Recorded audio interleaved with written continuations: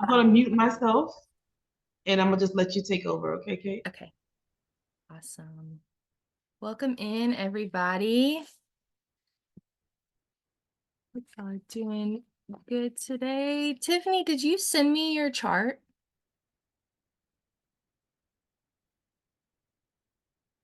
I'm just going through my pile and I was like, I did not. I have it in front of you have it in me. front of you? Okay. Yeah. I'm going to ask you just a couple questions so I can add you to it. What is your definition? Do you see that like on the descriptions below? I am a manifesting generator. Okay. Um, I'm looking at it through the app, so that's okay. I'm a 5/1. Yes. And then there should Uh, be something called like it says definition. It might say single or split definition. It might say triple Hold on, split. looking at the chart. Can I share my screen and then you'll tell me? Yeah. Okay. I just want to make sure I incorporate you in the things I go over.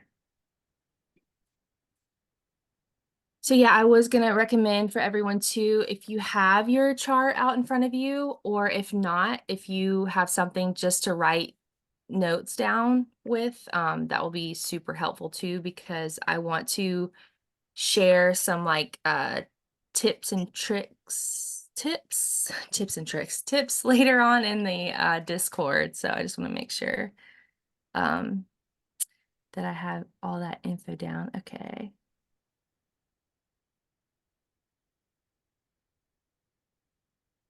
Let's see.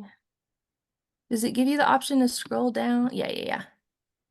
Yeah. Okay, that's what I need. See your satisfaction, frustration. Okay, yeah, keep going. How you manifest. Ooh, non-specific. Okay. Now you Okay. got me nervous. No, you're the first one. Well, you're the first one with that one. So I'm glad okay, left angle cross of wishes.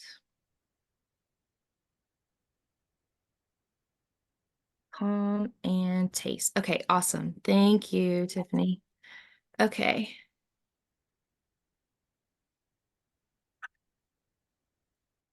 All right. Unique was in. I'll add her. Okay, awesome. I just want to make sure the people that did send me their chart are in here. So Jennifer, I have yours. Ermi, I have yours. Michelle, she's not, she's doing the other one. Let's see. Um, is Mo in here? I have you as Mo Treasure. Oh, and here's Rita. Okay, awesome. I don't see Mo right now. I could message her really quick. Okay, and um, Menaja, is that how you say her name? I have hers as No, well. I don't know who that is, but I think so. Okay. There's so many Oh, people here. here she is. She's coming in now. Awesome. Okay. Okay, perfect. All right. So if I didn't get your chart by chance, just so we can go ahead and get started, I might just ask you if you have like a different definition that I go over, if you'll just share yours, and we can go over that as well. Let's see. Got someone else coming in. All right. Yes. Welcome in, everyone. I'm getting ready to share my screen and we're going to go ahead and get started. So this is for the manifesting generators. So my plan for this evening, hopefully we can get through the majority of it, but I'm going to go ahead and share my screen. Y'all just let me know if you can see. Okay. All right. So can y'all see that? my screen. Okay. All right, so this is my plan for to go over this evening, and at any time you guys have questions or want to make a statement, please please feel free. This is completely open. So it's a lot of information, so I just want to try to get through it, but I would love to hear everyone's input. The people that did send me your charts, you will see that I've mentioned you in some of the charts and information, just based off of the information on the bottom part of your chart. So what we'll go over tonight is what makes us a manifesting generator, our specific strategy and authority. So usually with us being Mani-Gens, we have a sacral authority or an emotional, which will be within your solar plexus.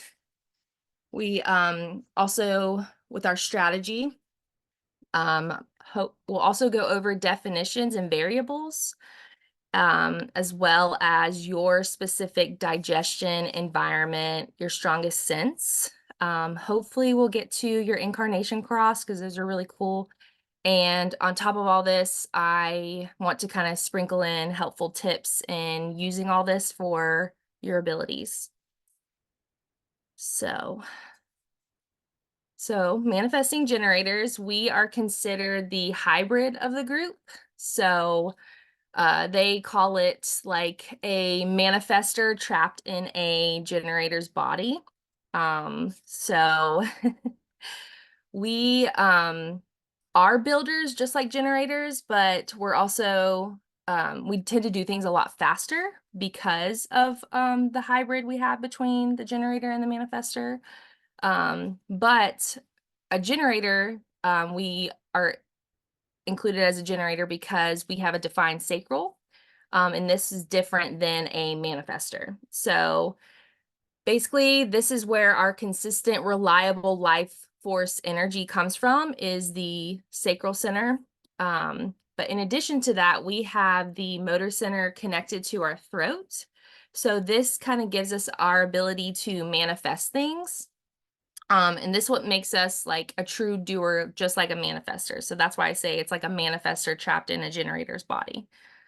So while the sacral center gives us the ability to generate energy, your throat center is going to be working differently. So the throat center's primary function is to communicate, but its secondary function is to act, is to manifest. So not necessarily like manifest as in the law of attraction, but rather than manifesting like an idea and making it into a material reality. And this is what we can do differently than a generator. So our strategy in this is to respond. So if we wait to respond, but also to inform with what we're doing. So with all this energy that we have and it's stored within our sacral area, we typically can get really, really excited about something and just hit the road. We will hit the ground running. And it can cause burnout. So we'll get really, really invested into something, and then while we're in the heat of it, we get burnout from it. So this is why it's important that we strategize in kind of waiting to respond with our yes or no and using our gut instinct, because our ultimate goal is to feel either satisfaction or peace, which is our ultimate strategy. So everything that we do in life and what we're trying to gain, if we are feeling satisfaction, we're feeling peace, then that's a good key for us to know that we're putting in the right energy and we're waiting, but we're also responding. So responding means that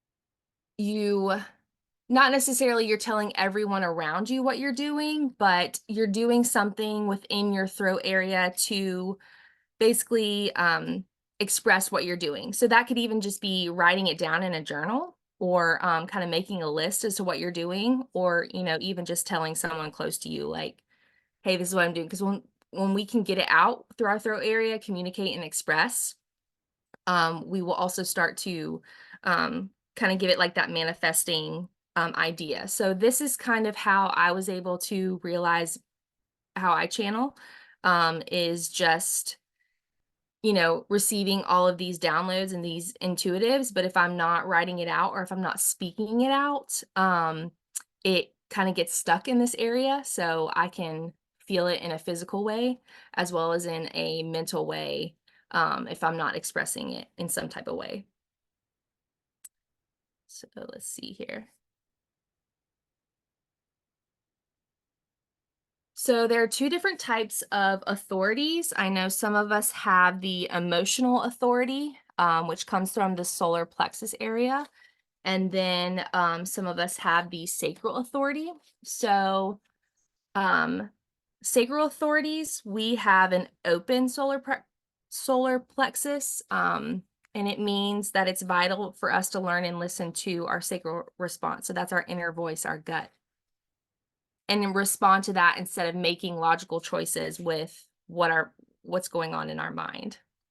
So sacral sounds can be audible. These are often described as like a to indicate a yes, or to indicate a no. So this is something that you could, you know, practice with somebody, is if they're asking you yes or no question, or if they're asking you yes or no questions, see if you can kind of listen within your sacral area for that gut sound. So emotional authority manifesting generators, you have a defined solar plexus, which is also known as the emotional center. And this makes the authority of the manifesting generators a little more complex compared to sacral authority. So I believe, let's see here. Yes, so I have Mo as an emotional solar plexus. I know Michelle. Rita, you are also emotional with your solar plexus. And then I believe the rest of us is sacral. Yeah, so emotional authority manifesting generators,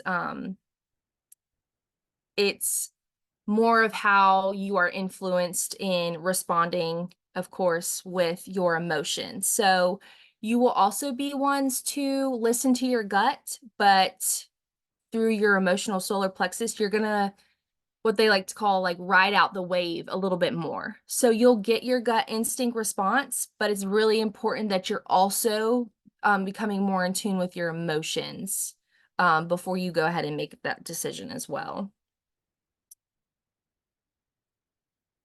So the strategies that we need to use as manifesting generators, we need to wait for something to respond to, and then experience this physical response to incorporating it within our environment. So it doesn't really have to be like a life-changing situation, but more so just practicing of like experiencing what we respond to, what we wait to respond to. Here, okay, I think Michelle's coming in. Okay, yeah, so what we're waiting to respond to, but also like tuning into the sacral response. Another important thing that I like to say when it regards to manifesting generators is that we are designed to regenerate during sleep, especially coming from that sacral area. So we need to be fully exhausted before going to sleep, but we need to spend time in bed reaching this state. Basically like quietly relaxing before fully falling asleep. So unlike generators, us Mani-Gens types should aim to go to bed about half an hour or more before we're tired, with the intention of like reading or, you know, just kind of taking that unwinding downtime. So what I have up on my screen right now are all of the definition types.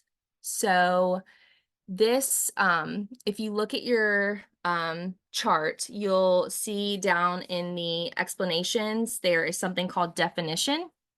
So Ermi, you have a single definition. Rita, you have a split definition, as well as Mo. Jennifer, you have a single definition as well. Manaja, you have a single definition too. And Michelle, you have a triple split definition. So you can kind of see the differences in these images here, what that will look like in your chart. So these centers represent areas that are imprinted with our energy at the time of our birth. So definition relates to the configuration of each of these centers and then how the activated channel is channeled within your design. So for definition to exist in a center, there must be definition between two energy centers. So what this means is there's two defined gates creating a defined channel. So you'll see these channels that are colored in black. These are the channels that are connecting within two defined gates. So one of the important things within human design is understanding how definition affects individuals and their relationships. So according to the system, some people are simply wired to function more autonomously than others. And so that would be a good way to kind of describe single definitions. So I am a single definition as well. So before, this is what I was telling Ermi, is that we have it like a continuous circuit. So let me see if I can, yes.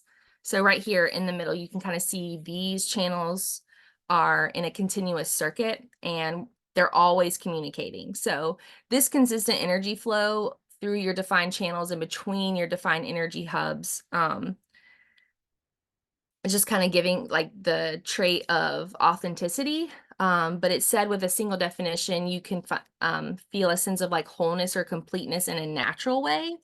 We're very independent. We're very self-reliant. Single definitions also need to be cautious of this, especially in our relationships.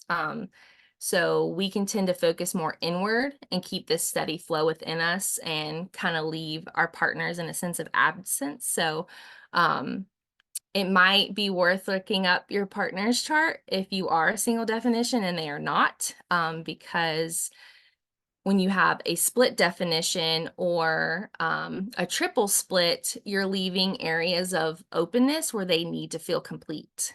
So that might be important if you are a single definition, because we can be very independent and just ride out with this energy flow all day long and not really need to feel the need to like check in. All right, someone else is coming in. Okay.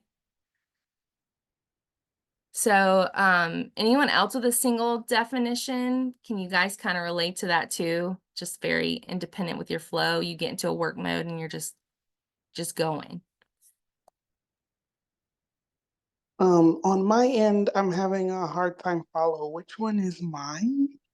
Okay, so Tiffany, you are actually non-specific. Okay. So let me see here. And because I didn't have your chart, I didn't pull that up. So I actually need to go back and look at yours, but what I'm thinking that it is that being a non-specific, it's you have like the continuous flow of a single definition, but your definitions just might be flowing in different areas like a split definition. So you can kind of still have this like single definition of like very independent, very you know, like consistent energy flow, but you could have it in multiple areas within your center, like multiple areas. So you could have it, yeah, so you could have it within like your sacral area, whether that being connected to your spleen or your emotion, but you could also have another one being like connected to your throat. So it's not necessarily like, yeah, so being non-specific. Okay. But I'm gonna Yeah. look that up for you, because, since I didn't have your, chart. Okay. Thank you. Yes. So, the other one, there's, two separate ways, but there's a simple split and then there's a wide split. So let's see here. I know I did have some, thought I had some splits. Yes. So Rita, I have you as a split and then I have Mo as a split too. Oh, okay. So here's Menage. Okay. Awesome. So if you in your chart have a split definition, let me see here. Let me get back to where I was.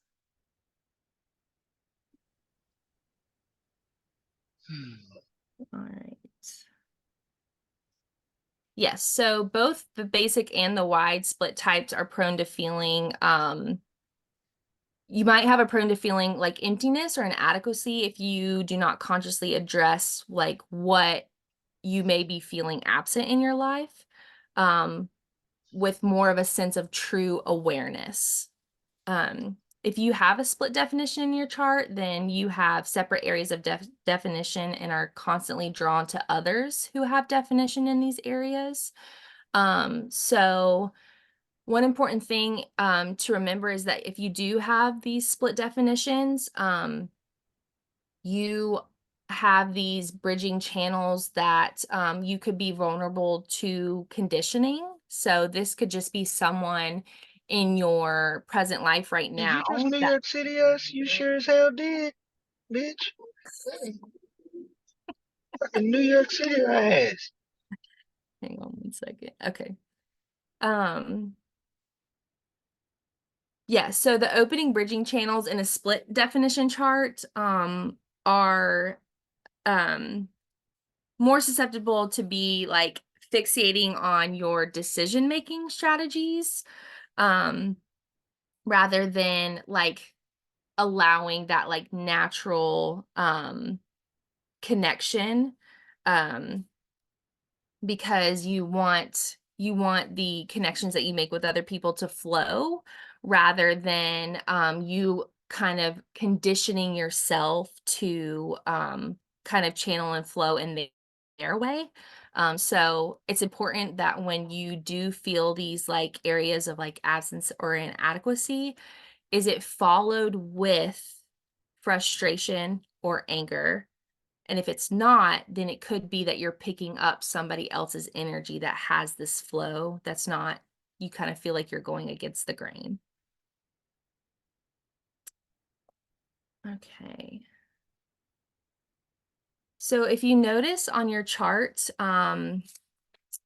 like right here, these arrows are called the variables of your design.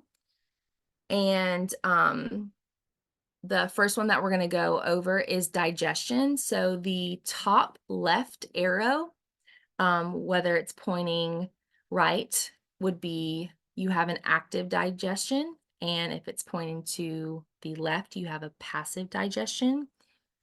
So in human design, digestion refers to the process of taking in physical and emotional experiences in a way that's unique to each of us. So the way we process these experiences has a really significant impact on our physical health, and our emotional well-being. So manifestors, they have a closed aura, and so they're designed to initiate and take action. So their digestion process involves quickly responding to experiences and making decisions on the spot. Whereas us generators and manifesting generators, we have an open aura and we're designed to respond to life. So our digestion processes involves like sensing and responding to experiences that is going to allow us to feel energized and feel satisfied. So these are the different types of digestion. Let's see here. I don't think, but if y'all can look, I don't think anyone had an alternating digestion, but I don't want to skip over it if you do. Where do we find that on our charts? I'm just looking right now and I don't know where. Yeah, Oh, I so see it. Daytime eating. Sorry, never mind. I see it now. you found it? Okay. Daytime eating, that speaks volumes. Okay. Yes. Yes, yes. Okay. Let's see here. So yeah, yours is daytime eating. So yeah, you are also with the direct light. So that bottom one right here on the left side. And yes, your arrow is pointing to the left too. So let me see here. Mine says calm atmosphere. Mm-hmm. Yes, so you are likely to digest information or your food in a more calm environment. So you may notice that you have trouble with digestion in like very loud, busy restaurants, or if there is like a lot of things going on around you, you may notice that your body has a harder time digesting your food just because your energy is having to interact with like those outside distractions. Oh man, let me go back to my notes here.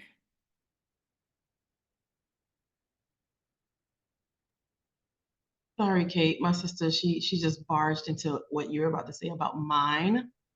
Mm-hmm. So could you go ahead? Yes. Oh, snap. I'm sorry. Sorry. So Ermi, yours is daytime direct light. Let me pull that up here. So you tend to have more of like an assertive approach to eating and digestion. So you have a preference for more like clear and direct communication around food and your dietary needs. So not necessarily like merely about how you process food, but also representing the way of like how you process experiences and information. So um, you have like a very direct, no nonsense approach to life. So you prefer to face situations head on and process their experiences immediately. So you might have an ability to like consume a wide variety of foods without noticeable discomfort or need for specific dietary restrictions. Super, super jealous about that actually. So you often have like an inherent trust with your body and your instincts. So you might need less time to digest experiences or foods compared to others. As long as like your surroundings are correct. So your environment is a cave, which I'll go into later.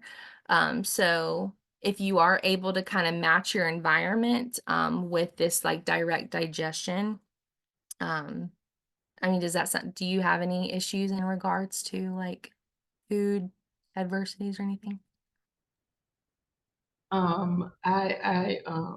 Tiffany, don't laugh, but I do have issues with food sometimes. I don't like Mhm. my food touching, if that makes sense. I Mhm. don't like my food to touch. Yeah. Is that weird? Is that a part of this? Mhm. So that also could line up too with like consecutive eating. So people who are consecutive eaters, like if you had like, think of your Thanksgiving plate, they're going to eat one thing and complete that one thing at a time. So you're eating the turkey at one time, and then you're going to go to the dressing at one time. You're not just going to like intermix. Hey, I buy those trays that have like those nachos. I swear to God, for Thanksgiving, that's exactly what I eat from. Mhm. I have to have everything in separate. Yeah. I'm gonna put it in the Discord. Y'all are not gonna believe me. That's so funny. Go ahead, Kate. Go ahead.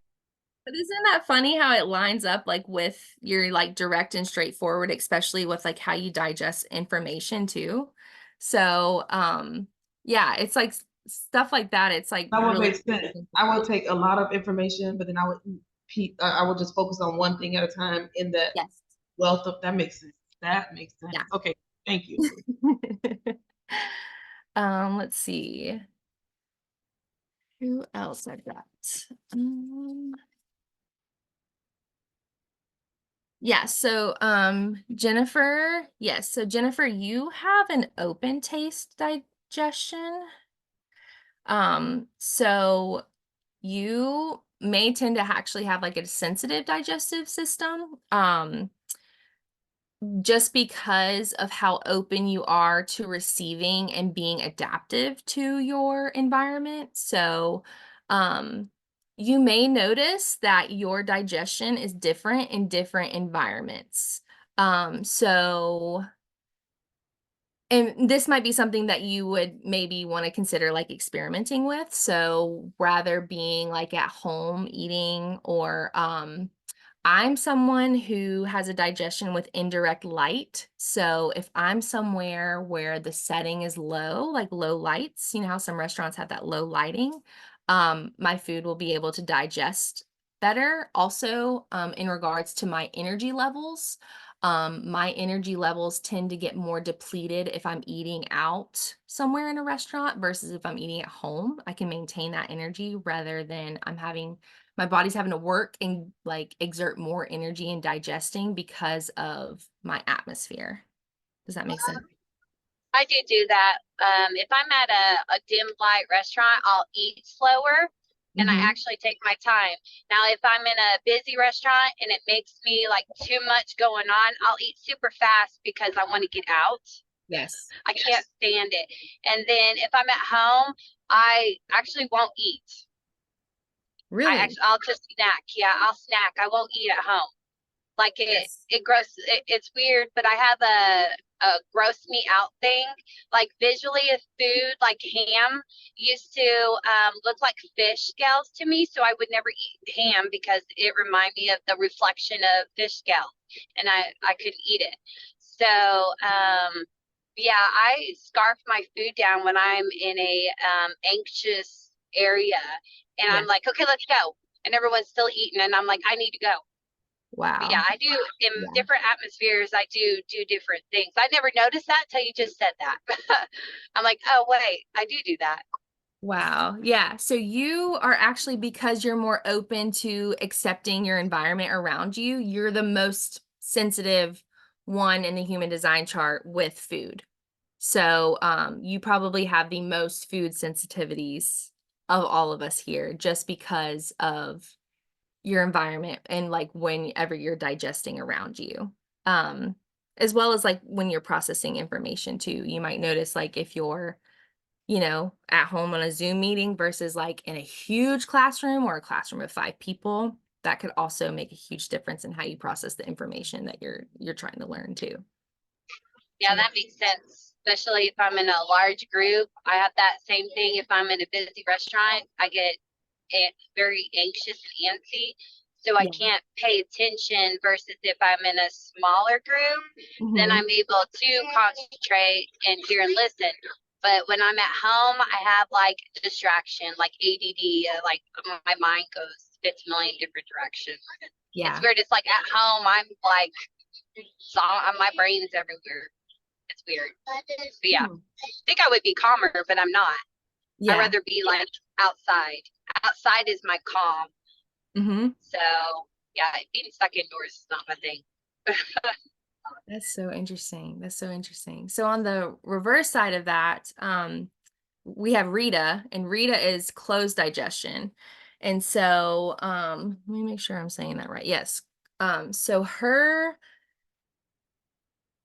this could be, all of this is open to experiment, but Rita, you could be someone who has a very consistent and stable appetite. So you're not necessarily kind of like snacking all day like Jennifer. You're very consistent, like regular meals.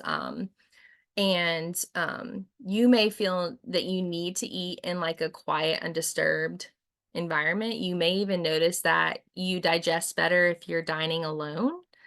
Um, this just kind of like allows you to effectively process the nutrients from your food. So you may need just some time alone to like fully understand and integrate your experiences. Would you agree to that or? Definitely me, yes. Yeah. I say, I don't really snack unless I smoke. And then I have the munchies sometimes, but even sometimes with that, like usually no, maybe around my cycle, I probably snack a little bit more, Mm-hmm. but definitely, and I do notice that, I'll be in a quiet area, but when I'm out in public and stuff, I kind of like probably wrap my plate up or something, or just eat a little bit. I don't really eat that much. Huh. Yeah, that's super interesting. Because I'm noticing that too with my energy and just trying to like keep up with my energy throughout the day. If I go to a restaurant, I'm gonna have to sacrifice like the majority of my energy versus if we were just eat something really quick around the house or snacking. So also just wanting to incorporate all of this too with how you guys process new information in regards to using your abilities, or what you're wanting to do in life or your career, anything like that, like how you digest new information. So Ermi, with any of your students in your class, and just the way that they, differently process energy and information, would just be curious enough to know, like, do you have, some students who need that quiet space for a minute before they're able to, read? Do you have people who like just work way better with like having a Zoom meeting of 20 people and then they can read? So that's another way that we could all just kind of like maybe experiment with how we channel, especially in the way of how we digest our foods and our environment. So let's see her. All right. Yes. So these is where we get into the environment. So the environment is a term to use to describe like the external conditions that, can impact our well-being or ability, but it's also just where we feel most comfortable and the most cozy. So every time that I see Ermi on live, or I, in the Zoom meeting right now, she is behind a wall. And that is because her environment is a cave. And so this doesn't necessarily mean it doesn't mean she's just hiding in a cave all day. It just means that she needs a stable or, something behind her that is it's there, it's physical. So you might be someone who needs to fall asleep with all the doors closed, or you may even notice that if there is any type of opening in your room, you have very much trouble sleeping because there's not an enclosed area with your sleeping. 100% spot on. Can you tell my sister Tiffany that? Because she said every time I call you, you're under the blankets, literally. Yes. Be Yes. enclosed. So, cave environments, you need a weighted blanket. So I don't know if you've I tried that. have one. Oh, Yep. Tiffany, what is your environment? I don't think I wrote that down. Oh, I know. Choo-choo-choo. literally every door has to be closed. The closet door. Oh my God, that is so spot on, Kate. Yeah, so your environment is a cave. So you've got to have your retreat time. You got to have your solitude time. This is where you're charging your batteries pretty much. And so you feel that energy flow if a door's open. So I mean, you could be in the dead of sleep, I'm sure, and a door just opens and stays open and you're up. So it's just, yeah, with that energy flow, you need that retreatment, but that environment retreatment of the cave environment. I don't know why, but it doesn't say it on the app. Okay. I'm just going to get your information later, Tiffany, and then we can kind of go over that too. I was just curious to know, but we may not even feel that we need these environments like until we experience our first Saturn return. So this could be in our like late 20s, early 30s is when we kind of made these transitions into these environments. And so, your children at home are not necessarily going to be affected or impacted in ways of their environment as much as we are, because it's not really felt until our Saturn return. So the first three environments are the caves, And then we also have the market and the kitchen. These are considered hardscapes, and they're part of the lower trigram, which the following three, which we have the mountains, the valleys, and the beach, are part of the upper, and these are considered the landscapes. So the hardscapes, we're looking more into like your immediate surroundings and what's available to you from the space around them, as well as like creating the spaces aligned with the archetypes. Whereas landscapes, it's less about like the scenic, like so it's less about the valley or the beach, but just more of like the transpersonal energy of our surroundings. So like the vibrations, but also of how we're interacting with them. So yes, so Ermi, you are your arrow for being in the cave is pointed on the right, whereas Michelle is pointed to the left. So your environment needs to be a like a downtime environment, whereas Michelle might feel it more as this is her space, and it affects her in certain ways of if somebody's in her own space. So if she has, you know, like her own office or even her own bedroom, you know, her energy could be off because this actually is her area of being energized. Whereas versus you, this is your space where you go when you need to decompress. Let's see. Yeah, so the next one I have is markets, and Menaja, I have you as one of the market environments. So this is when you think of market, you think of like business, you think of information exchange, you know, busy, you have a lot of energy. This is you know, all the things can be really knowing like what's right for you, but you're also very, very selective. You're also very, very picky about your environment, but also who you share your environment with. So being around someone that has this market environment, their energy is going to flow a lot more if you let them choose where to sit, or just making a big notion that, hey, where would you like to sit in this space or in this area? Let's see. I don't think I had anyone with a kitchen environment. No, I don't think so. Tiffany, what's your environment? What do we write? Uh,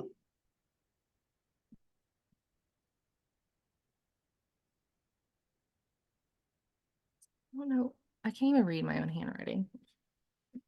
I thought I wrote it down. uh, I do know we have a lot of mountain people in here. So this is all about elevation. This is you know, you guys need the big space. So you guys having this environment, you might even feel better driving a bigger car, like an SUV.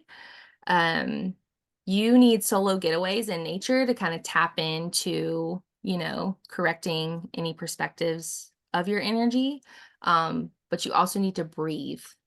So you guys kind of see the bigger picture. You have very expansive viewpoints, but the need to kind of get out of town and like recalibrate might be really important for your energy as well.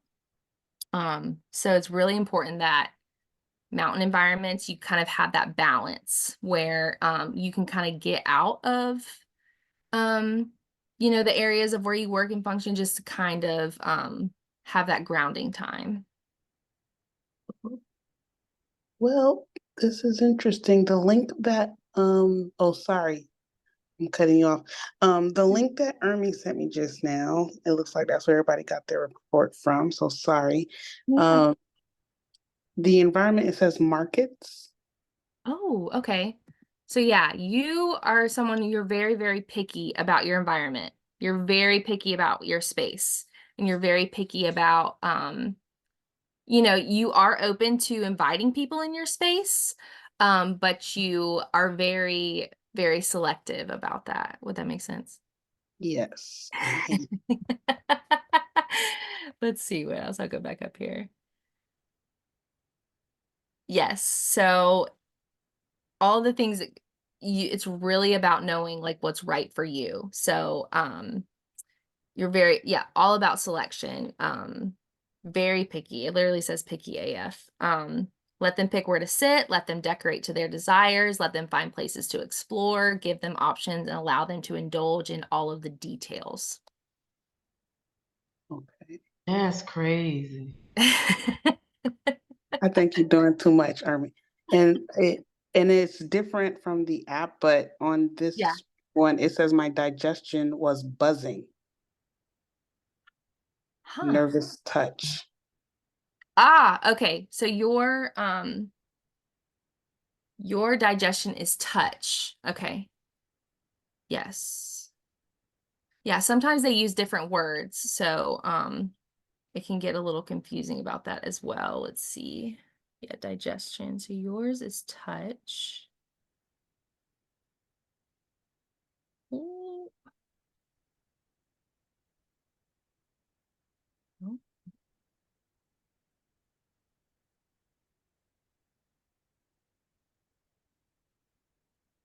Oh. Okay. So you might be someone who digests things a little bit easier if you're doing something while you're eating.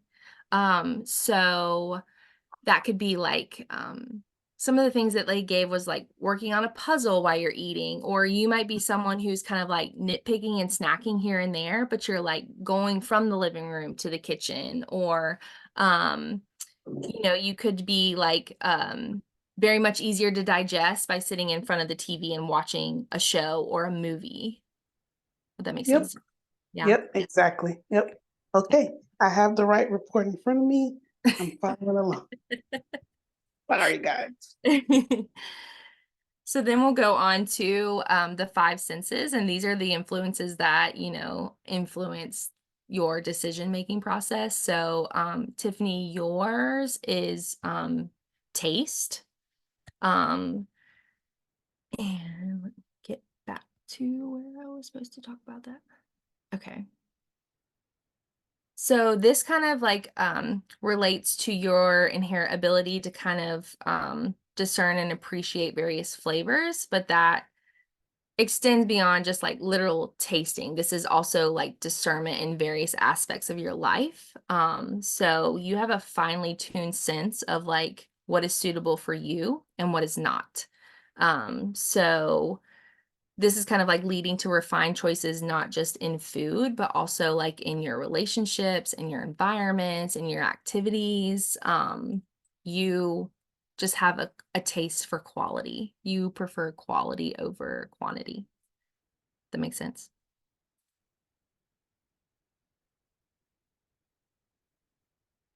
I was muted, but yes, that makes sense. Okay. So the sense of taste, it's associated with your G center. That's your identity center. And this can kind of help you identify like what brings you joy and satisfaction in your life. Just because you're very like discernment when it comes to any decision you make involving taste. Let's see here. What was okay, yes, Ermi, so your strongest sense is outer vision. So we have outer vision and we have inner vision. And so outer vision kind of like speaks to individuals' ability to like perceive and interpret the external world visually. So you kind of have to have an understanding on how things appear, but you're very metaphorical about it as well. So you are someone who is more aware of appearance, body language, aesthetics, and you're also very like keen on visual cues as well. And this is kind of what you used as your information to like navigate your decisions and your interactions. So one of the things that Michelle and I actually talked about with outer vision is that when it comes to remote viewing, or when it comes to working on any activities like that with an outer vision, you might have more success in that with closing your eyes when it comes to digesting or processing information. Just because, your outer vision is so expansive that when it's time to kind of like hone in on your inner vision and seeking that guidance, you might get more ability when by closing your eyes. In learning like the remote viewing stuff. I don't know. I thought I saw Michelle. Michelle, makes yeah, sense. you're in here. Have you tried that yet? Do you or I know Um, we talked about that. remotely view, as far as me, remotely view. Mm-hmm. Oh, yeah, I find myself in people's houses. I see things all the time, even when I Mm-hmm. chat, or even when I'm doing cards. I'm like, I don't want to see that. I don't want to see that because I'm literally in the person's space. I'm Yeah. there. I'm already there. So I'm like, oh, why do I see that? Why does it happen like that? So that Mhm. makes sense. Out of vision makes sense.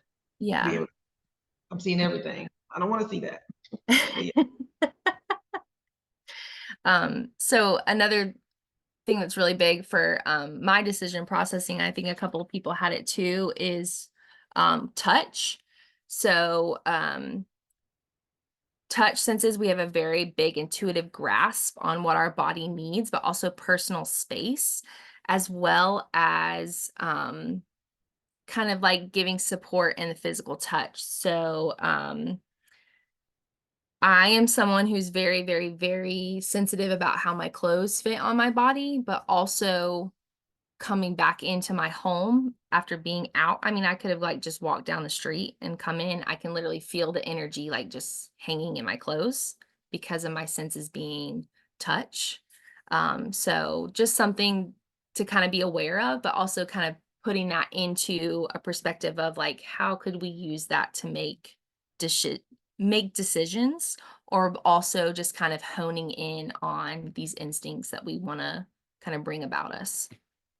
So I have a question. So with the Mhm. outer vision, and not remotely viewing, but if I'm looking at somebody, I have to look at their body language, is what you're saying. Because I tend to I'm looking at you and I'm looking at your face, I'm looking at your eyes, I'm looking at the way you move your lips. I'm a Yeah. lip reader. So from afar, I can see what somebody's saying without like being like, I don't have to hear their voice. I literally know what they're saying by the movement of their lips. So is that a part of the outer vision that you're saying as far as body? Or is that included in that? Or it's just Yes. trying to get, oh, it Yes. is. So this is like what you use to navigate like with your interactions and the decisions you make in moving forward with those interactions. So it's like So these COVID are was hard for me. do what? COVID season was hard because everybody had Yeah. masks and I couldn't read. I couldn't read. Yes. I'm like, what? I can't because I feel like it just covered up the truthness of them. So I had to look at other body movements, the other just I had Yes. to look at other things, strengthen that. But the lips and the mouth, and I got to see your eyes, and I need you to look at me in my eyes so I can know the truth. It's like, Mm-hmm. so that makes sense. Sorry, y'all. Sorry. You're fine. Rita, did you have a question? I see your hand up. Yeah, when you were mentioning about the touch and you were saying as far as like the energy being strong, can you kind of elaborate on that for me? Mhm. Yeah. So the sense of touch, it's associated with our spleen center. So the spleen center has to do with like our survival instincts, but also like our immediate intuition. So this can kind of like help us become more aware of like physical boundaries, but also how we respond to our environment in a more of like instinctual way. So when it comes to like a touch sense, we like have a sensitivity to like tactile sensations, but also physical contact. So um basically like we can kind of make decisions on this when we're understanding of others and the environment. But so not necessarily like having physical touch with other people, but also just having a very more intuitive grasp of our body needs. So for example, another way that I gain confirmation for my readings when I'm able to receive it, I speak it, I get chills. So that's confirmation of what I just spoke is the truth, and what the person that I'm speaking to is received can confirm in that way because there's certain areas of my body that gets chills. That's so fucking true. That happens to me. I be so fucking cold. Excuse my language. That just blew my mind. I'm sorry. Oh my gosh. Yes. Do you also get like is your blood flow difficult in your tips of your fingers and your toes? Like they're, they're usually more colder than I just started noticing that. So the okay. past 2 days, Mhm. I've been blowing in my hand and I'm getting some heat. And my husband said, what's wrong with you? You cold? And I'm like, my body warm, but my fingertips is fucking freezing.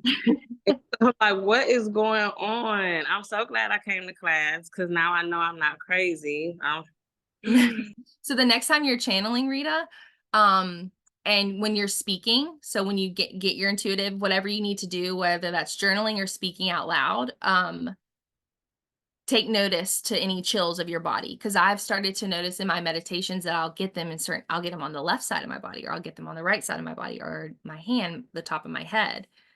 So just kind of like configuring that in the ways of channeling and who I'm channeling for. Hey, that makes sense. That absolutely makes sense. Thank you. Of course, yes. So I know we only have 3 minutes left, and I feel like I again touched the surface, but One more Can you question. yeah. Oh, I'm sorry.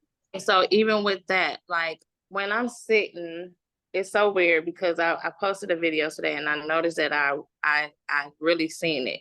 So when I'm sitting and I'm channeling, I noticed that my body rocks from left to right. Mhm. That's a sign that I'm noticing that it's energy around me and it's like trying to come through or something. I don't know. Yeah. Is that another sign? Yeah, so that's kind of like that, especially the sacral area. So you being a manifesting generator, that would make so much more sense in like using your body as like a dynamic. So when you think of like the rocking motion, it's kind of like you're balancing your body back and forth, and it comes from your sacral area because that's the motion where we're moving from to make that rocking motion. So it's like everything that you're receiving and it being energized in your sacral area is like, you feel like you're becoming more in tuned with it by that rocking sensation. So, I don't know if you guys have heard of like the Estes method when anybody's doing like a haunting investigation. If you watch stuff like that, you'll notice that the people doing the Estes method are rocking. Some of them are, but it's just more of like a sense of like they're using their energy inside their body to channel, but especially in the sacral center, because you have to hit that sacral center to make that rocking motion. That's a good question. Can you go over feeling? Yes, real quick. I have it right here. Yes. So the feeling is characterized by individuals like deep attunement to emotion and energetic sensations. So this sense is about like understanding and navigating the world based on your emotional states. So both your own and those of others. So it may include like an intuitive sense of people's emotion or even like emotional temperature of a situation. So you might be someone uses this feeling sensation where someone walks in a room and you automatically can read their emotions, whether they're showing it or not. And it's kind of like you can already feel the effect it has on the room. So this is very important when it comes to like using this as a guide when you're interacting with people, but also making decisions because, this is where also conditioning can come in. So, is this decision that you're making, is it your emotion or is it someone that you have picked up in regards to like the room that you're in or who you're interacting with? Does that make sense? Yes, that makes perfect sense. And I actually noticed that today. Mm, So that makes perfect sense. okay. Yeah. Yeah, so that like it could just be anybody with a big smile on their face and they walk in the room and their energy is not matched with that. So yeah, using that to like the best of your ability, but also making sure that it's not, your emotion. It's your emotion that's driving your decisions and not somebody else's. Let's see here. Yes, so it's 8 o'clock now. I did not get to go over your incarnation crosses, but I have listed them out separately for everyone. So if there was something that you noticed in here that I did not get to touch on for you, if you guys could just send me those questions in the Discord message, you can DM me. I'd be more than happy to answer it for you.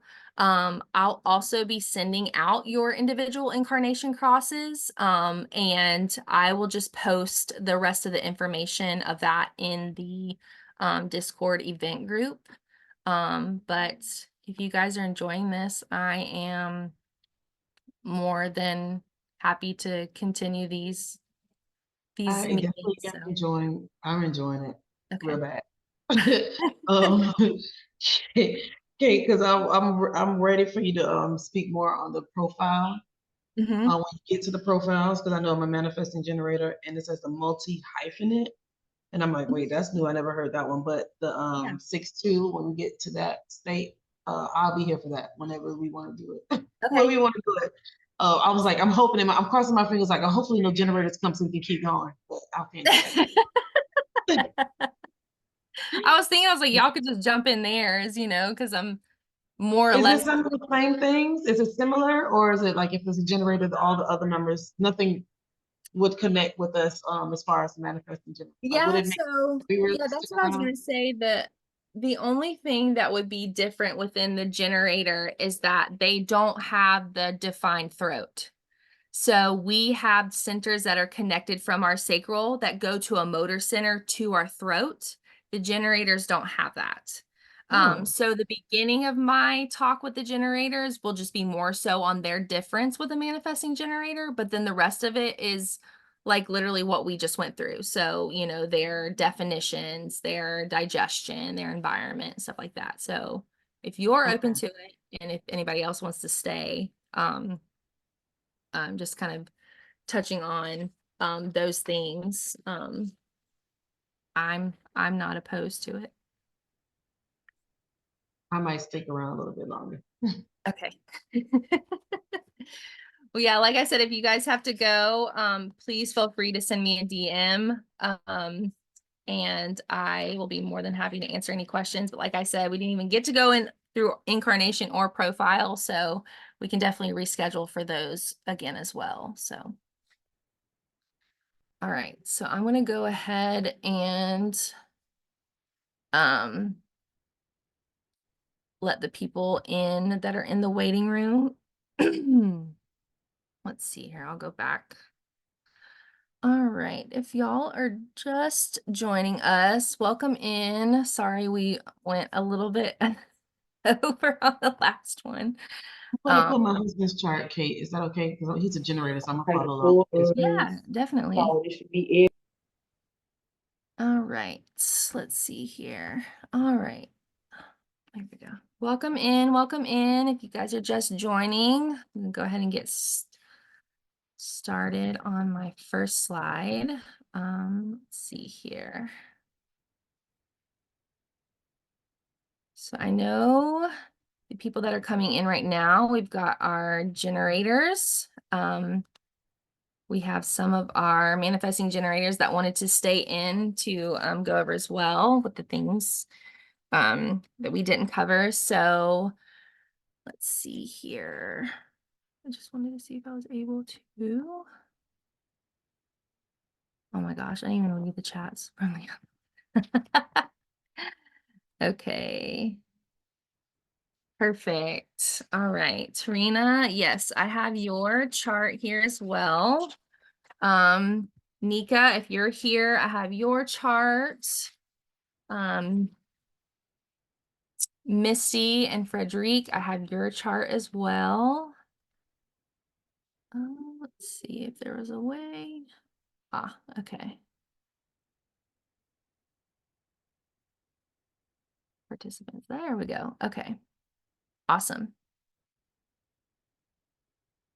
Okay. Okay, perfect. Well, I'm going to go ahead and just get started. I'm just going to start with going over what makes you a generator and how you differentiate from the other profiles. If you guys have any questions along the time I am talking and I'm not paying attention, you guys can raise your hand on here.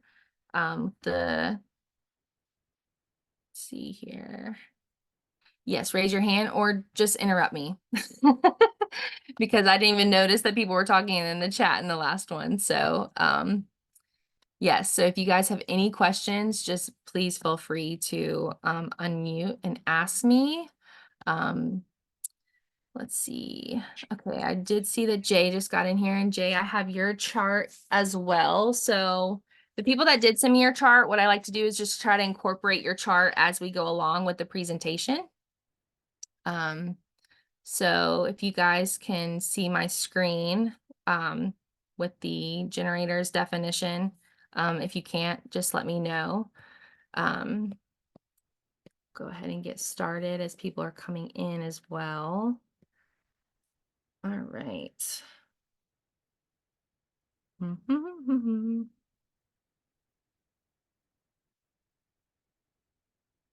So being a generator, you guys have a very powerful and magnetic aura. You guys can kind of create your own energy and momentum.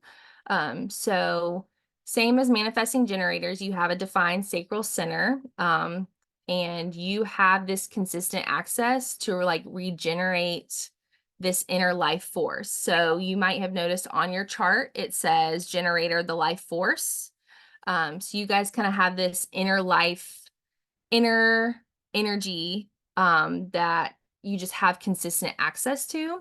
And this is what kind of makes your aura very magnetic. So let's see here. You guys may notice as a generator that, you know, when you walk into a room that, you know, people just kind of seem drawn to you, or you know, as you're kind of like revving up your energy for whatever you're doing, you know, you are kind of attracting like that energy, becoming aligned with other people around you. So when generators, when you guys are doing what you love, you are very much, you know, connected to your values and following your desires. This is how you're able to create more energy and more life force. So I don't know if you guys have noticed that if you've been in a class with a group of people where you have left just completely fulfilled and energized, and you've, you know, been talking, working for hours versus leaving a separate group where you just feel completely like drained and depleted of your energy. This is kind of where your aura is being magnetic, and if it's being attached or, you know, drawn to other people that are you know, aligned with you versus, you know, seeing that you have a magnetic aura and they're just taking all of your energy in and you may not even notice it. So it's very important for you generators to feel like very lit and satisfied with what you're putting your energy into by saying yes, or noticing that something that you know, may not want to really like invest in or put your energy into by actually voicing or saying the word no, and how it feels within this this sacral area. So some of the things that's really important for generators to know is knowing your limits. So just because you have all this energy doesn't mean that you should be doing everything. Also notice when you're trying to like force things to happen because you think you should be doing it. And also really important for generators is to move your body. So even if it's, you know, just like a daily walk or, you know, doing something like within the morning that you're getting your body energized by some type of movement, is really important, because generators, you have this physical energy that can be built up in the body if you're not doing something physical to release it. So some of the things in the morning I would recommend is, you know, just like shaking or like, you know, jumping up and down for a few minutes, like just kind of like getting all that built up energy, um, just to kind of like disperse and spread out. Okay. So the next thing that we're going to talk about is your strategy. So you may notice on your chart, let's see here.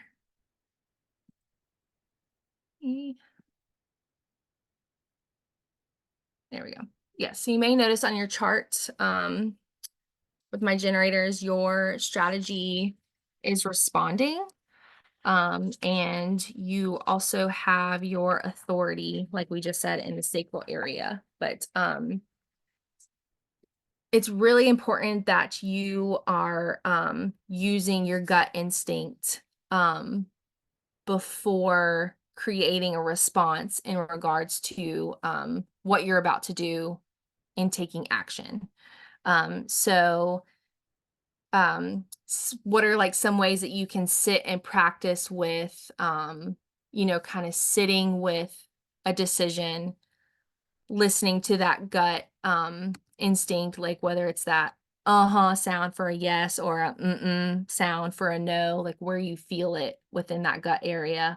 But also um really important to using that strategy of responding to that feeling, that sacral energy feeling that you are experiencing at that moment. Because as a generator, your energy is, you have a lot of it. And it's really, really important that you're not using this energy in a way that's kind of making you go against the grain, because you will get burnout easily. And it is very, very easy for you to feel the not self, which is frustration and which is anger. So it could even be something that you are just so passionate about and love to do, but it's bringing frustration and anger. There's something that's not flowing with your energy, and it could be in the way that you are responding to the things you're about to take action with. So the next thing that we're going to go over are the different types of definitions. So if you notice in your chart, under the definition category, there is single definition. There's also split definition. So T, you have a split definition. Misty, you have a split definition. Jay, I have a single definition for you. And Frederic, I have a split definition for you as well. And so being my single definition, Jay, you are, hang on one second here. Okay, Yeah. I sent you my husband's chart as well. He's a generator too. Okay, what is his, Check this. I sent it to you. I sent you the chart. He's a single too. Single definition. oh, okay, that's good. And is he what you were, is he a Cancer as well? Yes, he's here. He's in the chat. I Oh, told him okay. Oh, okay. don't say a word. I'm gonna. Awesome. Okay.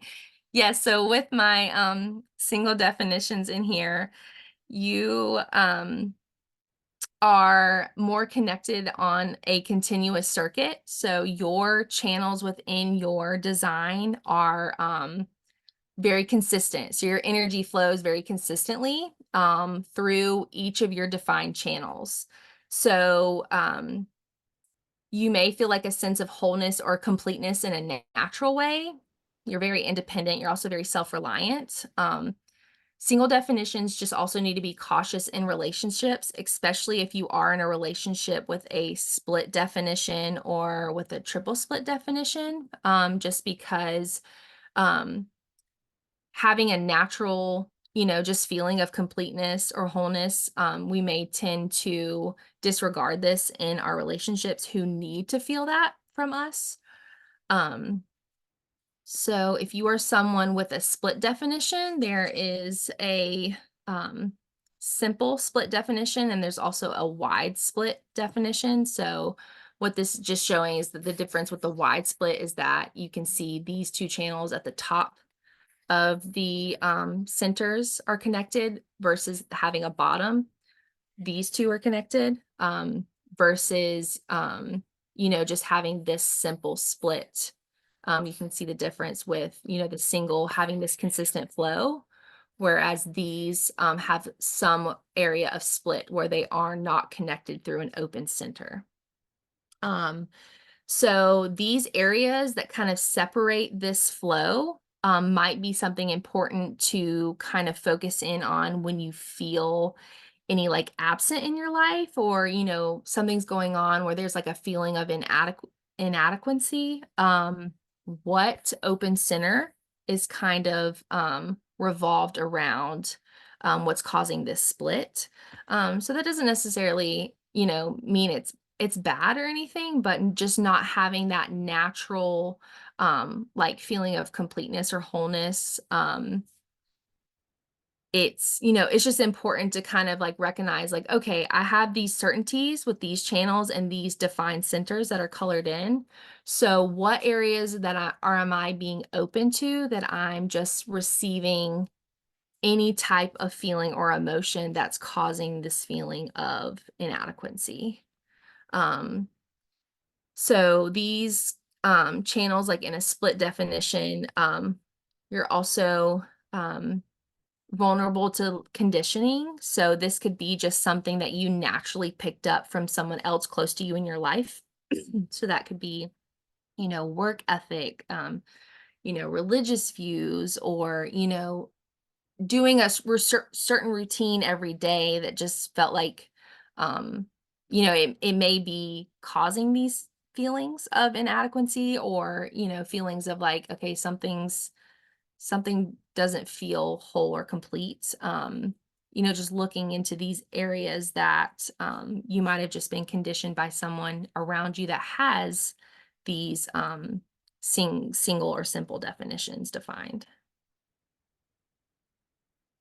Okay, so the next thing we're going to go into is the digestion. So if you look at your charts at the top, you see 4 arrows, and they're all pointed in different ways. So the top left arrow is everything associated with your digestion.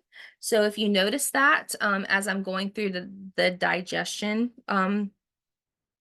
types, that whether you have that top left arrow pointing to the right being an active digestion versus pointing to the left being a passive digestion. So let's see here. Some of the digestions I have here are, let's see, T, I see you have a consecutive appetite.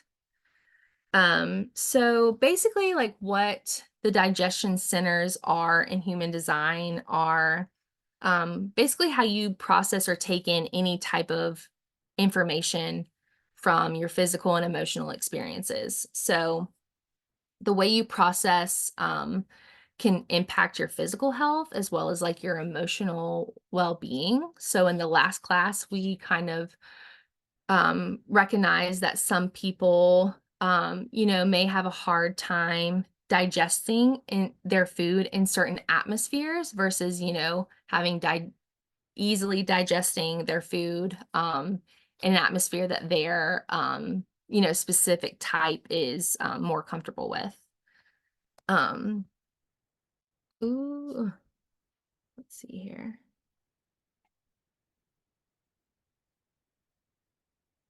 Yeah, so being a generator and being a manifesting generator as well, we have open auras, and so we're designed to respond to life. So our digestion process is going to be more involved with sensing and responding to experiences. And it's important that when we are responding to these, that we have this feeling of satisfaction, and it's energizing us versus depleting us.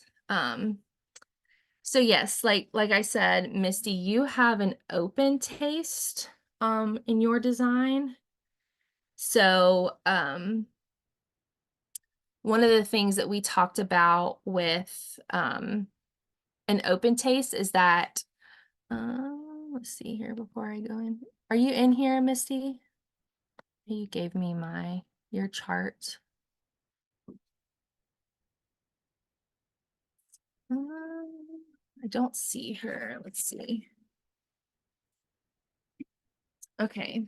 So, Jay, I'll go over your chart. So you have a digestion process of peace and quiet. So this is an area of like a low sound digestion. Let me get to my notes real quick. La, la, la, la, la. Yes, so people with a low digestion, they tend to have like a slow digestive system. So when you are consuming lighter meals or, you know, smaller portions, you might notice that your digestive system is a little bit easier to process these versus, you know, like having a consistent, like a consecutive appetite. So let's see, I think I saw someone with a consecutive open taste, calm touch. Yes, so T, you have a consecutive appetite. So this would kind of be like the opposite, where you might be someone who can have more of a consistent, like 3 meals a day type of digestion process. So as long as like it's within a like consistency route, you are able to kind of digest in that way, as well as how you take in information too. So if you're able to take in information and the information is very consistent, you're able to digest it and process it a little bit better. Whereas having like a low digestion, you may need more time to kind of digest and have time to think about the experiences and the information that you encounter throughout the day. So you might be someone, Jade, that requires like more quiet moments, or, you know, like solitude, because you are someone who really needs to absorb what you just encountered. Would that make sense? Go ahead, T. Answer your question, because we don't know if this is tyranny or another T. So go ahead, T. Answer your question. I'm trying to see. Are you talking to me when you say T? Hang When you on say one T, second. tyranny? I don't know why I can't see. Oh, okay. No, I have a different one for you. Okay. Yes, so That's your, let me So when see. you say T, I don't think T is in here. Oh, okay. I'm sorry, my bad. So Tarina, you have hot food digestion. So, oh my gosh. You doesn't necessarily mean like, you may find that you know, your digestive system is more sufficient with hot drinks or hot food, but you are also someone who needs to be cautious when it comes to ingesting anything like hot or specific at the moment. So like one of the examples I use is my husband has a hot food digestion thing. So he is also very sensitive to hot food in regards to, it kind of has to meet a time frame. He cannot eat food scalding hot, but God forbid it is lukewarm.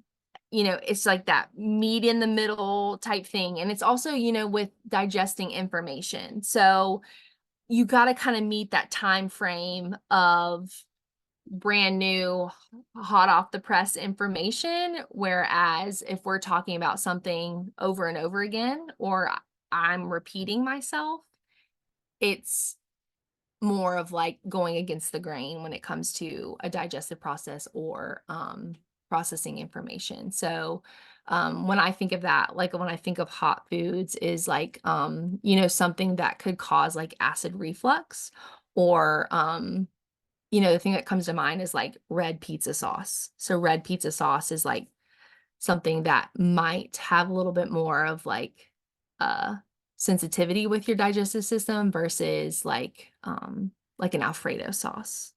Would that make sense?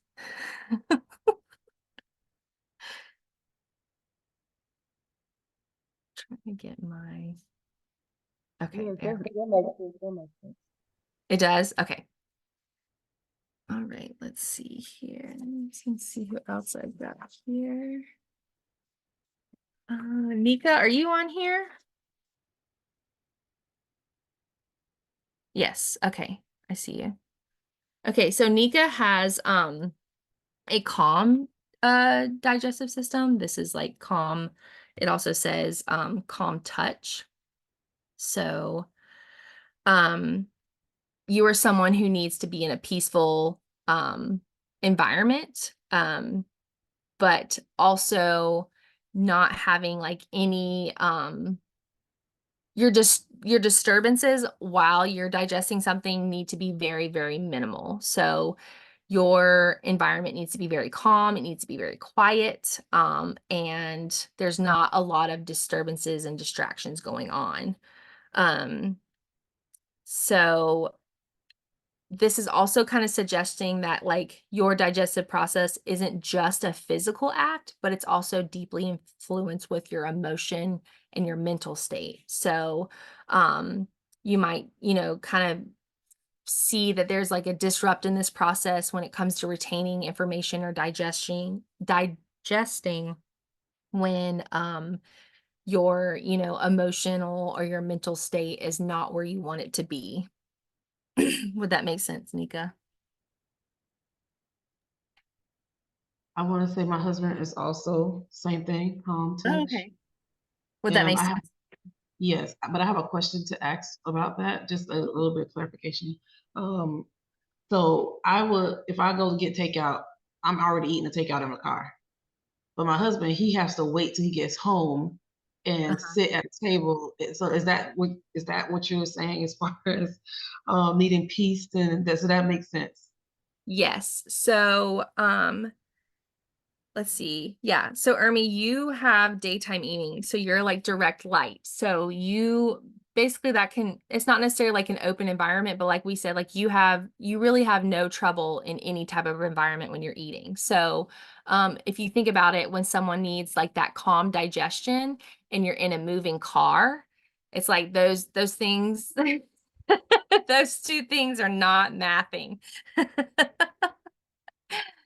So no more of me. I don't need to be like, here, babe, eat this fry, because that's not his thing. Why would you like he's driving and I'm like stuffing food in his face? So I shouldn't be doing that. Yeah, because if you think about it, it's like I think you are able to kind of take digestion process or even eating just as a simple physical act.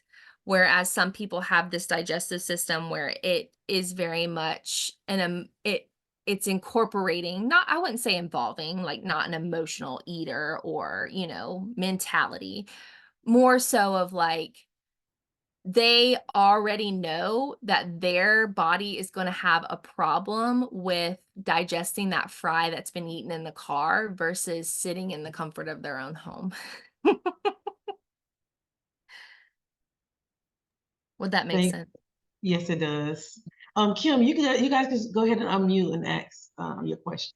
Yeah. Sorry. There it is. Okay.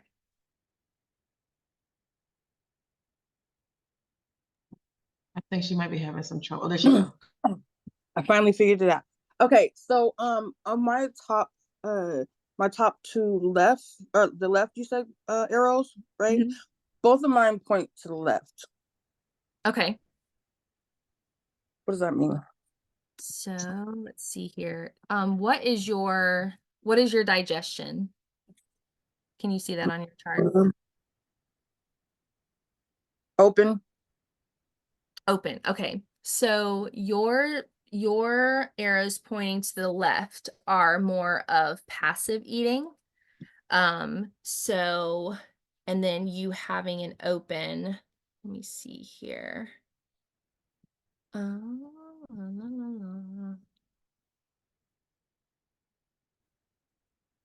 Get to it.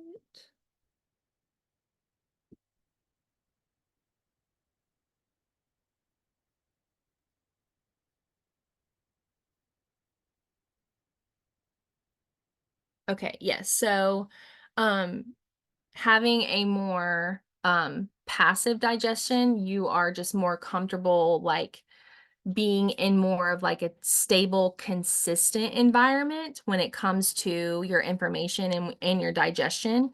So you having an open digestion, you are one of the most highly sensitive when it comes to food. And when it comes to digesting your food, so you could possibly be someone who has food intolerances because the environment that you place yourself in, you are more open and prone to, collecting all that energy around you, and it could greatly affect your digestive system. So, this is something I tell people with open digestive systems, like if you are able to, or if you have like experimented with this, whereas you've noticed like certain environments, the food might even taste different, or, your body is just like absolutely rejecting this food. Whereas if you were to eat it somewhere else, you would be fine. Is this something that you experience, or does this relate to you? No, yeah, that totally makes sense.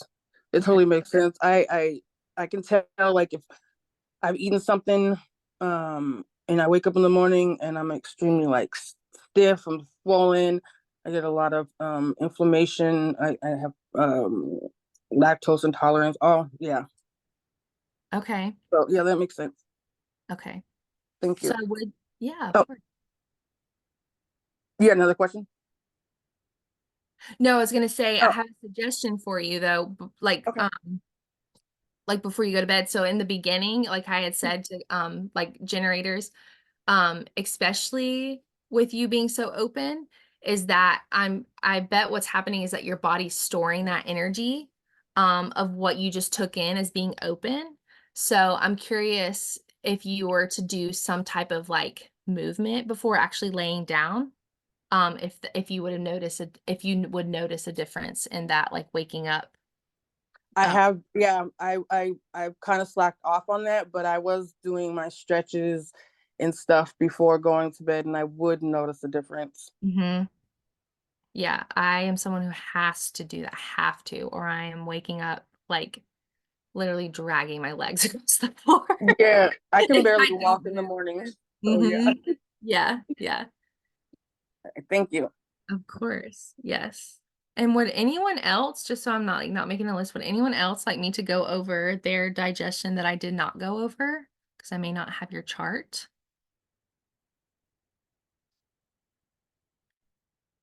And if not, I will move on to environments. But if anyone like me to touch on their digestion, I will be more than happy to. Okay. So if you notice down here, so the bottom left arrow on your variables are in relation to your environment. Let me see here. So if the bottom left arrow points to the left, you are more comfortable in a stable environment with some structure and consistency. It's very good for you to find like that go-to place you love that you can visit, but also revisit. So you will feel energized in your correct space. So your ideal environment actually calls out action. So you're here to be an active participant in your environment. Um, and therefore, it's best to be observed when you're in the correct space versus if your arrow is pointing to the right with your environment. So Ermi, I know your arrow on the bottom is facing right. Didn't know if let's see here. Tarina, yours is as well. Yes, and Nika, yours is as well. So yours facing to the right, you're more suited to be like a changing, malleable environment. You need an environment where you feel creative and inspires you. So you would likely be more comfortable than a left facing with like a nomad vibe. So it's important for you to listen to your intuition about what feels right for you when it's time to move, where to, or when even just like rearranging your furniture will serve you.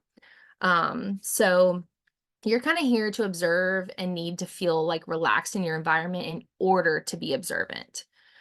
So you are essentially like a passive recipient, like so sitting back and people watching, and really absorbing different environments and cultures are like really going to serve you well as like kind of bring you that energizing feeling. So if you are able to kind of like sit back in your own recluse, but be able to absorb the surroundings, you could probably feel more of an energizing effect on that. So let's see here. The first environment we have is caves. Ermi, I really think you and Michelle are my only cave people. But what I mentioned in the last one is that Ermi My husband's chart, he has it as well. Oh, he He's here. does? He does. Yep, I'm looking at it right now. He does. Okay. So what does he do for work specifically? He owns a trucking company. Okay. Okay. So, and he drives trucks too. So, and he's in a cave. So that makes sense from the last time. Really? Yeah, makes sense. I'm like thinking of his I was like, background. oh my God. Like he definitely has, this, solidity background. So, yeah, so these are people who are more like need their quiet and their solitude time. This is where, they need to recharge their batteries, but also process like their experiences. So, this, being a truck driver too is very much like a place where he can kind of connect to his inner wisdom and his intuition, but be driving through like a vast amount of environments where, it's allowing different viewpoints for his self-reflection. So that's pretty cool, actually. That makes so much sense. Is his arrow bottom left, is it left or right? Right. Right. Okay. So he is a blending cave. So this is yours as well, right? Yep. Okay. So yes, like very much relaxed by your environment. Multiple entrances may be okay, but less windows the better. But the more people and energy can be okay. So like it says like a basement nightclub or like a movie theater. Because there's not like much open, like the open doors or the windows. So it's funny you say that because he owned nightclubs in Tampa. That's No, fun. That's that don't even make no sense what you just said. He owned Tampa. that's Yeah, wild. in Ybor City. That is so cool. Yeah, so that very much makes sense in, the whole environment, but also like very nice that you both share that. My mind is blown looking at our charts. It's like I'm a manifesting generator. He's a generator, and everything's like almost the same. I'm looking at the same exact chart, Mhm. like every single thing. Sacral responding. Gift Yeah, is 50 for him. I'm gift 7. Satisfaction, like literally the same exact. It's freaking me out a little bit. that's so cool though. See, my husband and I are exactly opposite. He's a projector and we have 2 generator children. I'm a manifesting generator. And so any areas where my channels do not connect, his connects. Almost every single one. It's like that connecting energy, but him being a projector. So yeah, it's super cool. And we have 2 It is. generator kids. So that's crazy. You have 2 generators too, 2 generator kids, yep. and we're So I'm the only tired. manifesting generator, and all 3 of them are generators. So you We're know my tired. life. Mine are knocking on the door right now. We're tired. Let's see. So the next one is market. So like we said in the last one, Tiffany is a market environment. These people are more of being selective with having like their information exchanges in like a business aspect, but they're also very much paying attention to the detail. They're also very picky, and they're also very specific when it comes to detail oriented in their environment. So they are very much looking for something specific, even when walking into a room and picking where to sit. It's very important for them. I don't think we have, let's see. No. Okay. So Tarina, you were my kitchen environment. Awesome. So kitchen environments, this is one characterized by nourishment, creativity, homemaking.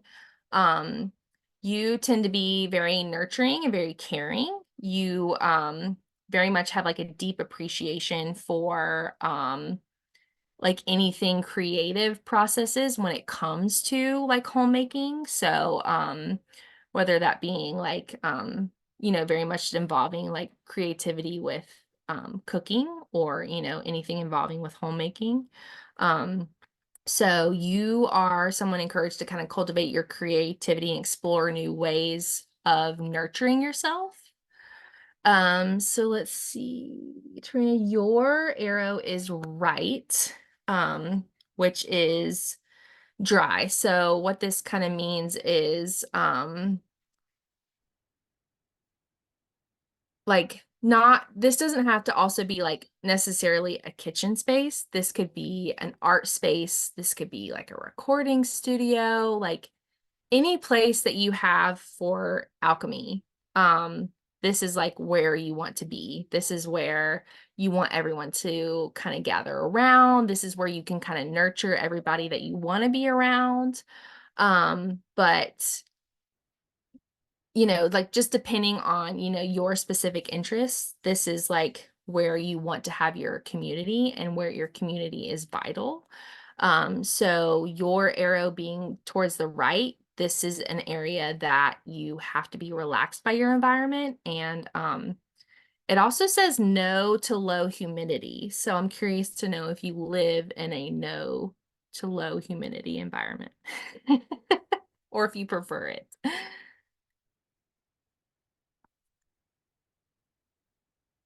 Let's see. And that was yeah, that was yours, Tarina. I am in Memphis. I like being hot. I don't like the cold. Mm-hmm. Yeah. Does the humidity like bother you at all, or are you No, I no? actually prefer to be I prefer to be hot. No, I like the AC. Okay. But it could also mean too, like, especially because you're so like community involved, just having like a heavy, like not, you want the energy of your community to be very flowy rather than heavy. So, you know, like very much appreciative of your community, but when it starts to feel heavy, it's starting to make you feel like it's affecting like this specific space or your environment that you've created. Yes, that makes sense.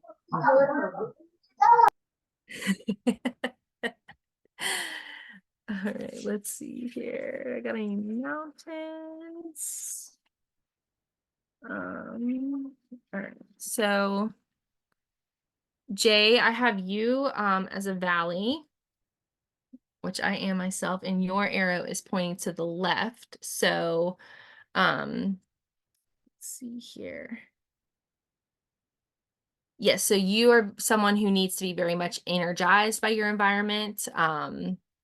So this is like, when we think of valleys, we think of, we need to have our space, we need to have our small enclosure space, but it needs to be near a wide space for our meaningful connections. So kind of in a different aspect of, you know, like Tarina can have her community and her environment in a place of her creativity.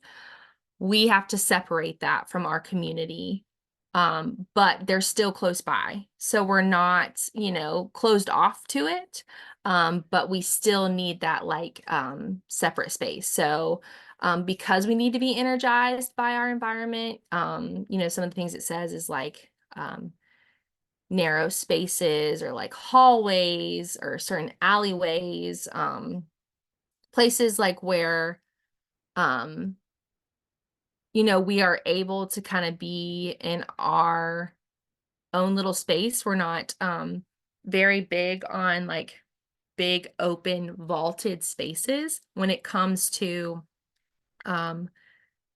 like obtaining our energy or feeling energized. We could, you know, I don't know if you've noticed maybe like studying in a small enclosed room versus like a large room with like open doors, open windows, big ceilings. It could kind of affect the way we process or obtain information versus having like our little closed area. And then when we're done with our processing, then we can kind of go out into the community.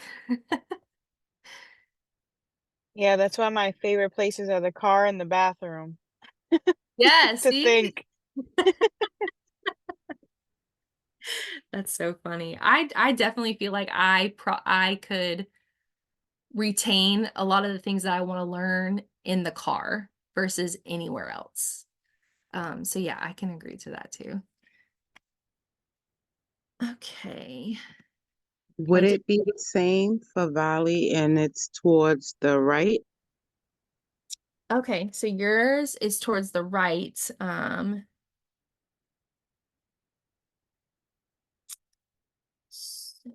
let's see. So, you having yours to the right, this environment needs to be a place where you're being relaxed versus trying to get energized from it, if that makes sense. So you're like more partial to natural landscapes and actual valleys, but like places where you're taking in, like you're taking in the sounds that are coming from like far away, if that makes sense. So,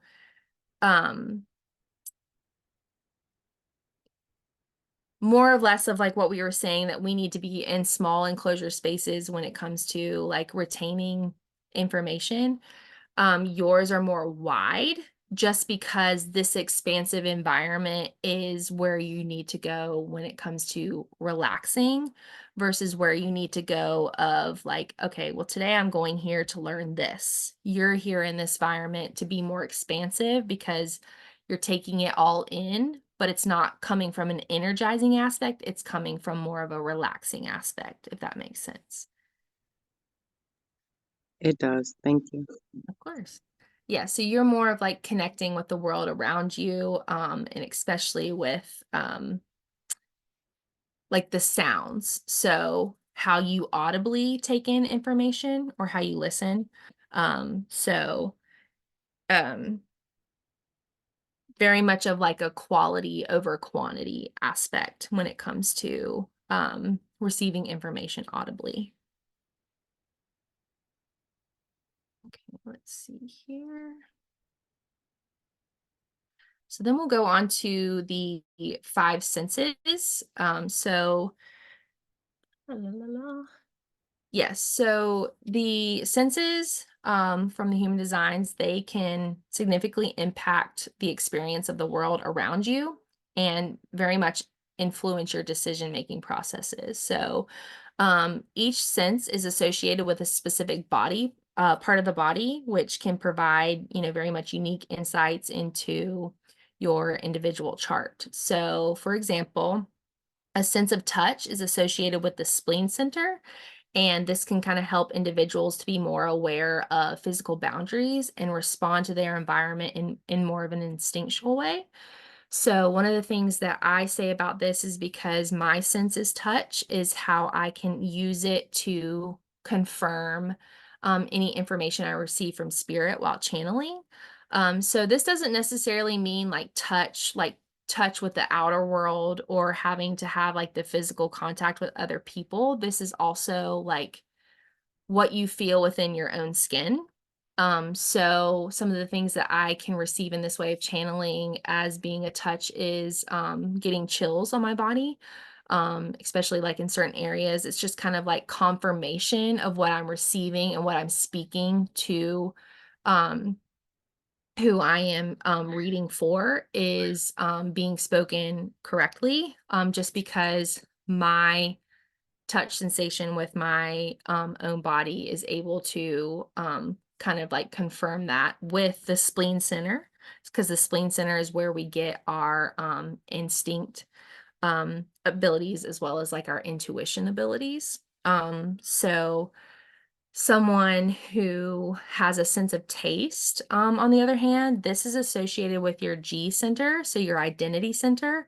And this can kind of help individuals identify what brings you joy and satisfaction in life. So if you are someone who has the taste sense, this is you very much are very specific about just very much specific about how you make your decisions, because this quality of taste that you have about how you interact with people, or just even your day-to-day decisions, you very much have a qualitative taste about what you specifically want. So let's see here. Tarina, I have yours as the smell sense. So this is kind of like your ability to decipher and understand the world through your sense of smell, but this is not necessarily like just the physical aromas. This is also kind of like the metaphorical sniffing it out situations or people. So there is a very big gate and channel in human design, which we'll go over when we do that part, is where you have the ability to kind of like smell the bullshit.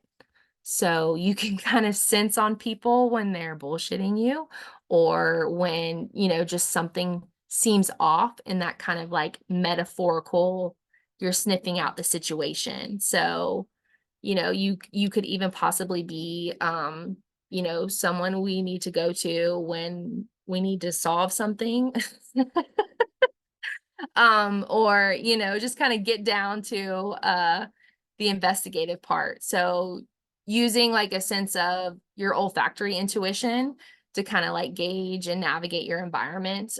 So especially within your environment as well. If you are someone who you need the comfort of that space to have a satisfying aroma to it as well. You are right. You right. You're so right. Yeah.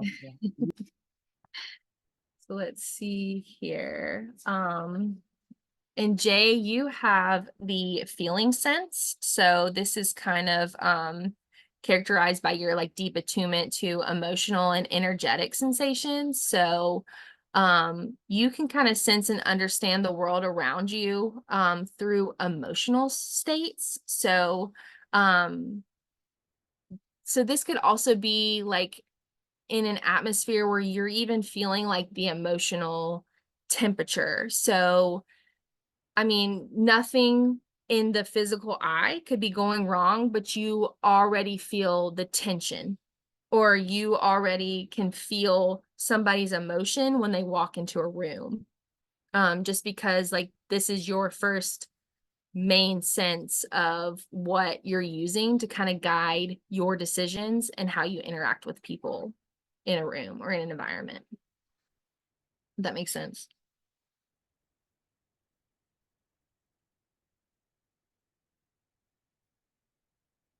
Are you still on here, Jay? Let's see.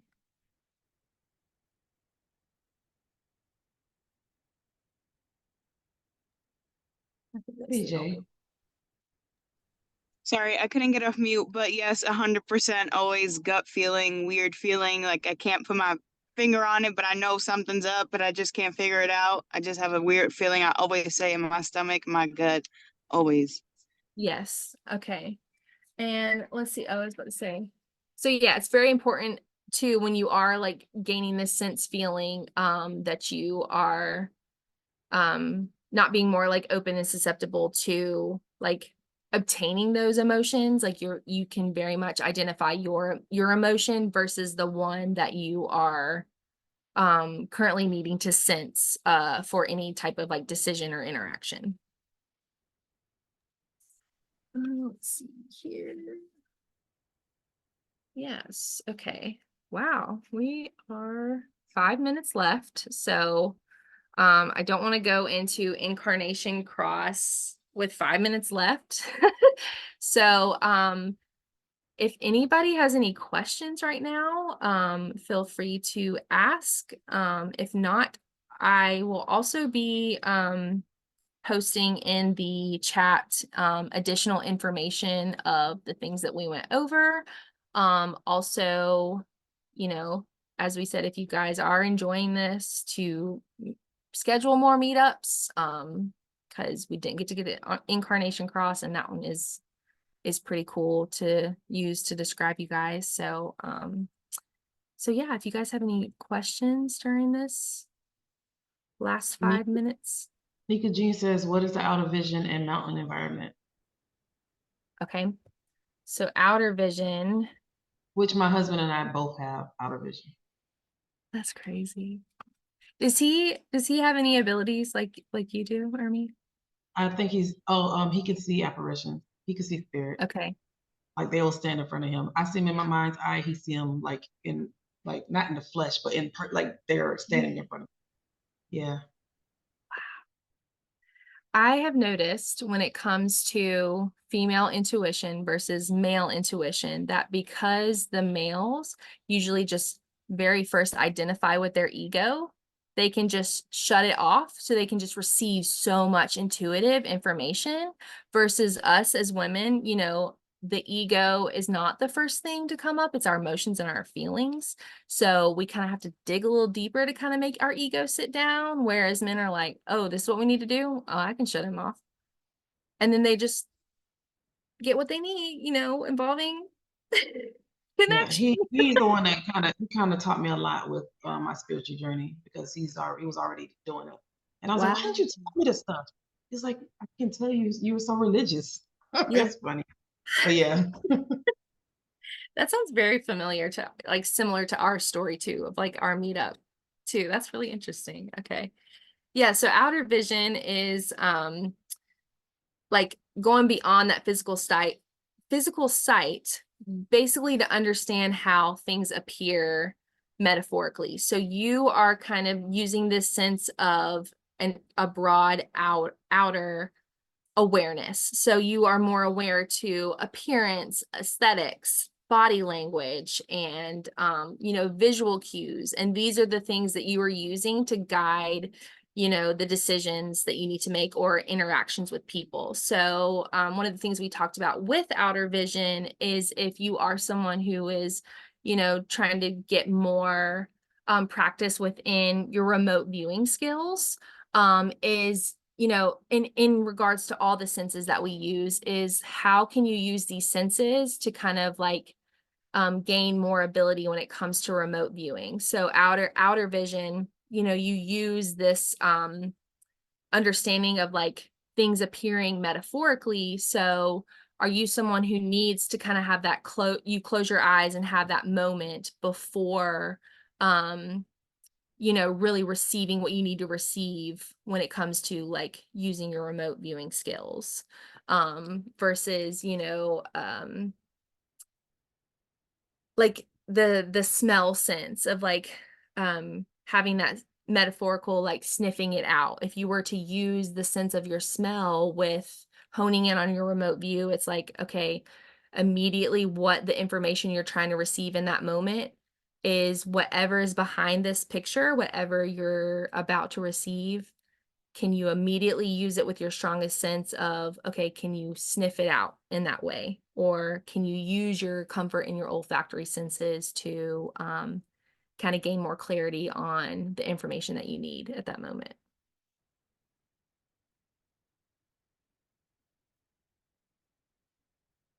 That makes sense.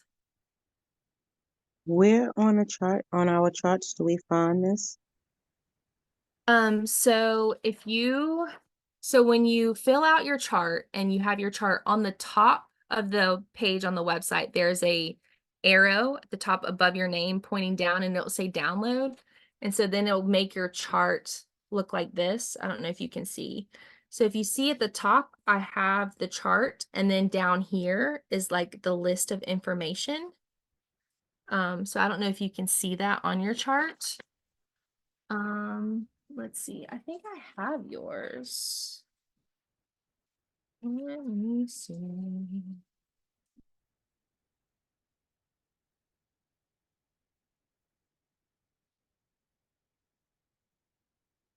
Thought I did. Let me see. Were you in this group? Are you a generator or a manifesting generator? Manifesting generator. Okay. I sent it to you earlier. I think you said you got it. Okay. So your strongest sense is feeling. So, I think you went over it. I just wanted to know where was it that you find it? okay. Yes. Yeah. So yeah, what you did send me, just all that information down here at the bottom is listed. Yes, it's the last one. It's the bottom one on the right column. I see it. Thank you. Yeah, of course.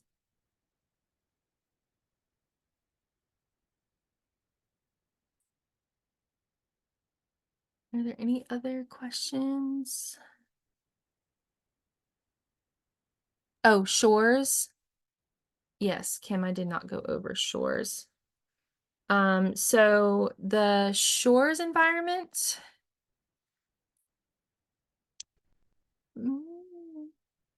Yes, so these very much characterized by like change, adaptability, and a creative expression. So when it comes to being attuned in your environment, you are more flexible and adaptable. So you have a very much appreciation for like the ebb and flows of life cycle. So you could be in an area where you're very much drawn to activities that involve your creative expression. But then, you know, when it comes to like the changing tides, you're more like susceptible to kind of embrace being in that like solitude dynamic of, you know, just processing like your identity and purpose after interacting with this like creative environment. So you are very much someone who is like adaptable and changeable, you know, when it comes to the changing tides, as they say. So your particular environment, like